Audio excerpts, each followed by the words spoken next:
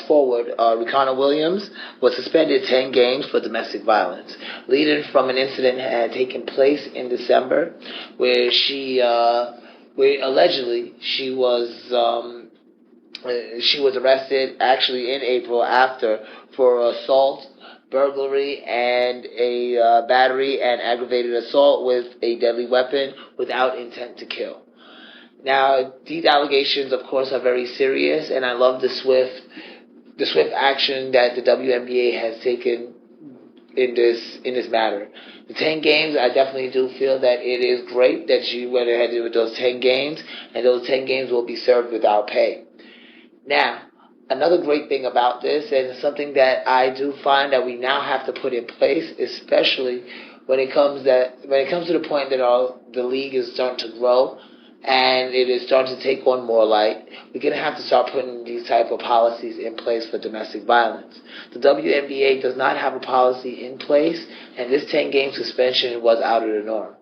Now, another thing that also was taking place with domestic violence in the WNBA was there was some allegations by Natasha Howard, and she has been vehemently denied all allegations of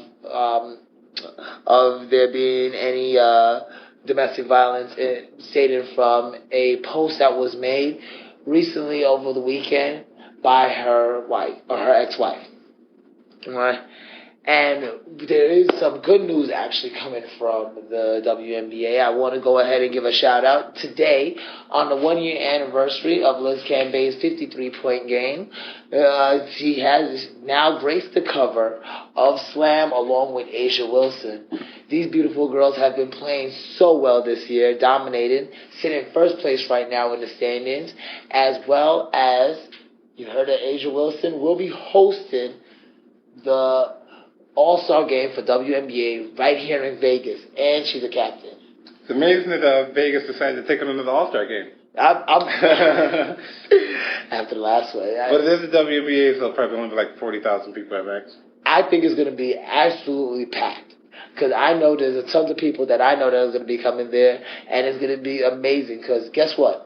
LeBron himself is even shouting her out about the Slam magazine, and everybody's talking about it. This is not just a great thing for basketball on a whole, but it is a great thing for women. Being on the cover of the Slam magazine, as you know, growing up reading Slam, is like probably one of the greatest things for a basketball player. And to have both of them grace that cover at once, I think it's something that was definitely worth it. Definitely worth it. And initially, when you see it, and take a look at this cover, tell me it's not a great cover. I mean, it is. It's an amazing cover, but the WNBA just not, I don't know if it's the coverage or what it is about the draw. It's a beautiful game, but I've seen more people at a Trump rally than I've seen at the WNBA game. But it's growing. And I'm telling you it's growing, because I've actually been in the Thomas and Mack. As a matter of fact, when they played in the overtime game, I believe it was, I want to say, because this is one that my daughter went to, and she got home very late because I couldn't go to that game. And it was against the Mystic.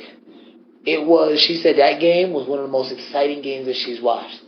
And the place was packed. The games are great and competitive, and if you're in the fundamentals, even more entertaining to watch as far as that aspect, no doubt.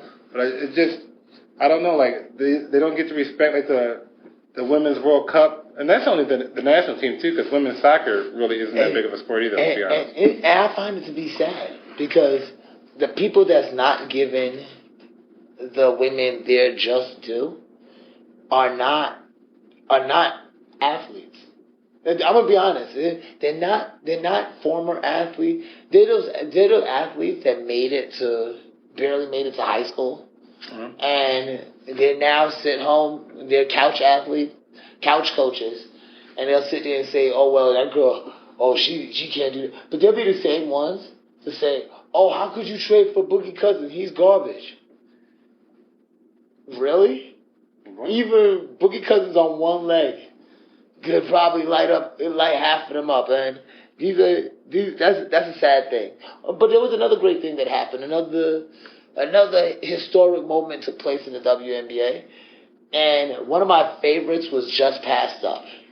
One of my absolute favorite basketball players of all time has just now fallen second on the career double-doubles list for the WNBA.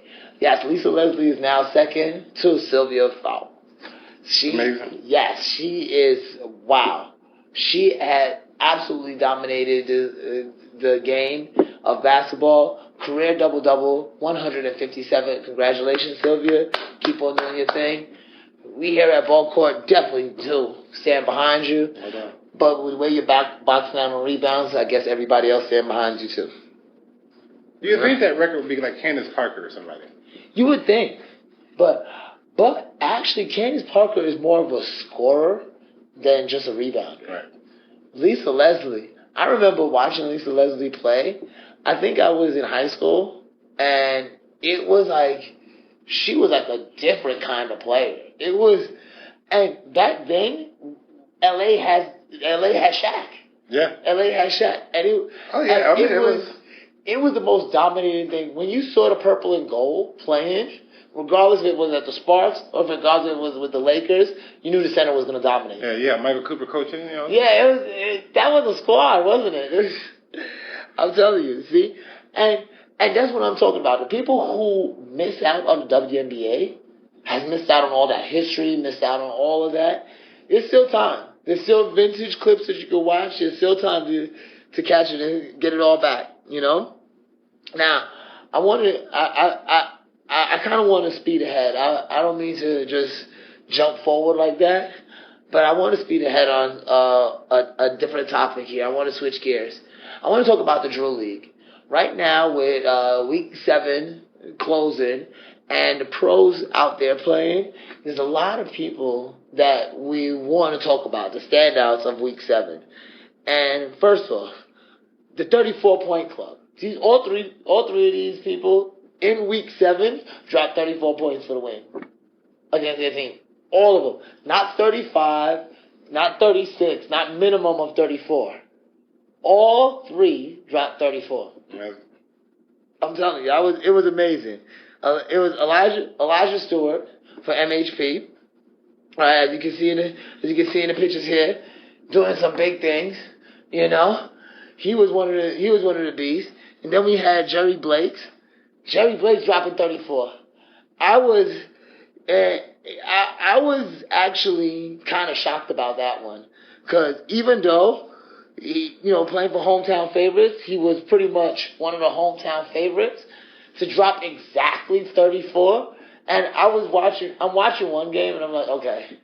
Then I'm like, okay. And then, of course, ATM, Jonathan Gibson, playing for Redemption. Yeah. Guess what he did? 34. 34. You know what? I wanted to go to the casino that night and play 34. I was like, I'm going to play 34. Just for them. But congratulations, gentlemen. You did a great thing over there in the Drew League. But you know that them big boys over there is here now.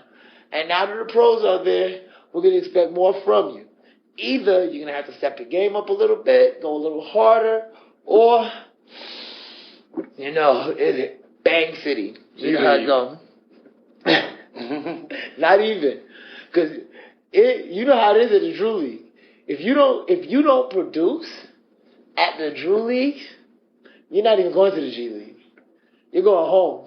All right. But I also want to talk about someone local guy from here. I brought him up on the show a couple times before. Pierre Jackson. The reason why I want to talk about him, I heard that he pulled up to Rico Hines and was giving them buckets. I'm talking, he gave them everything that he could give them. It was a bang, bang, bang. And at 5'10", he was making people look small. Look, taking them to the hole. Too small. Here's my question. Why isn't Pierre Jackson on the NBA roster? Tell me this. After what he's done in the Drew League, after what he's doing over there at Rico Hines, after what he consistently does, everywhere he goes, he puts up buckets at 5'10". Tell me.